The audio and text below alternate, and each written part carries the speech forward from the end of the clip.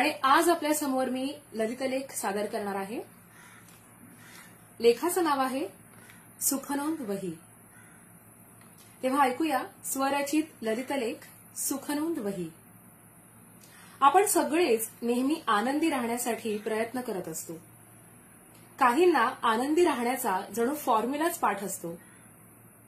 त्या सूत्रात योग्य गोष्टी पेरून हवं ते उत्तर ते मिळवूनच राहतात। पण सगळ्यांनाच हे शक्य होतं का? तर याचं उत्तर नाही असंच सांगता येईल। सुखी माणसं नक्की काय करत असतील असा बहुतांश लोकांना प्रश्न पडतो। सकारात्मक विचार, त्यासाठीच्या कार्यशाळा, चांगलं संगीत असे बरेच प्रकार आजमावले जातात आणि शक्य तिथून आनंद गोळा करण्याचा आपला प्रयत्न असतो। कधी कधी एखादी सोपी कृती करूनही आपण सुखी होऊ शकतो। म्हणजे नक्की काय करायचं असा प्रश्न तुमच्या मनात आला असेल। माझ्या वाचनात एक पुस्तक आलं होतं। त्या पुस्तकात एक छान गोष्ट वाचायला मिळाली। गोष्ट अशी होती, एका वृद्ध स्त्रीला सगळ्या प्रकारच्या चिंता असूनही तिच्या चेहऱ्यावर नेहमी हास्य असायचं। हे कसं शक्य आहे असं विचारल्यावर ती उत्तरली, ही किमया आहे सुखनोंद वहीची। सुखनोंद वही म्हणजे नक्की काय? तर या वहीमध्ये ती वृद्ध स्त्री दिवसात घडणाऱ्या लहानशा सुखद आनंद देणाऱ्या गोष्टींची नोंद करायची। सुरुवातीला हे थोडं जड गेलं, मात्र काही दिवसातच तिच्या लक्षात आलं की कुठलाच दिवस हा पूर्णतः दुःखी किंवा निराशामय नसतो।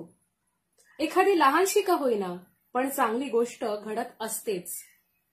ही वही हळूहळू भरत होती आणि याचा खूप आश्चर्यकारक परिणाम झाला। काही दिवसातच, अतिशय दुःखद दिवसात सुद्धा ती सुखाचा क्षण अचूकपणे हेरायला शिकली होती। पाहिलीत किमया या सुखनोंद वहीची? हे ऐकत असताना तुम्हाला सुद्धा नकळतपणे असं वाटून गेलं असेल ना की आपल्याजवळ सुद्धा अशी एक सुखनोंद वही असायला हवी। या सुखनोंद वहीसारखी अजून एक संकल्पना आहे जी अंमलात आणली तर आयुष्य बदलून जाईल। ती संकल्पना म्हणजे आकर्षणाचा सिद्धांत, अर्थात लॉ ऑफ अट्रॅक्शन।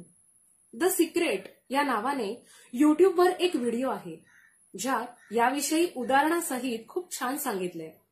तेव्हा हा सिद्धांत सुद्धा आपण वापरून बघायला हवा। या सिद्धांतानुसार अगदी सोपी गोष्ट आपल्याला करायची। आपल्याला जे काही हवंय, जे काही मिळवायचंय ते जणू आपल्याला मिळालंय असं आपण वागायचंय। काही दिवसातच ती वस्तू, ती गोष्ट तुम्हाला मिळते। तेव्हा नक्की करून बघूया। आजच्या या ललित लेखाची इथेच सांगता करते या सुंदर वाक्याने। आपल्या आयुष्यरूपी रस्त्यात जरी काटे असले तरी या काट्यांखाली दडलेल्या फुलांना शोधण्याची आशाच आपल्याला जगवत असते।